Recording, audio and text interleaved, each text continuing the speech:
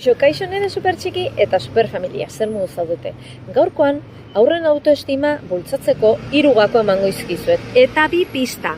Ez da, ez laudorio hutsengatik hasten, ez da gain babesetik. Ados, lehenengoarekin jungo naiz.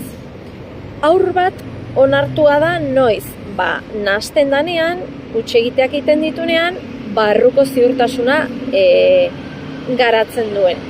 Bai? Bigarrena, aur bat non entzuna den, ulertua den eta ikusia den, zer ikasten du garrantzitsua dela bera. Eta 3.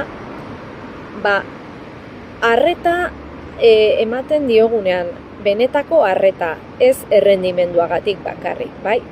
Horrek ze sortzen du, oinarri emozional sendo bat, bale? Bueno, honekin, animatzen zaituztet ere, gehiago ikastera eta nire ikastaroetara etortzea. Doakoak online, urriak 15 daukat bat, eta presentziala urriak 22 Donostin. Benga, goazen elkarrekin!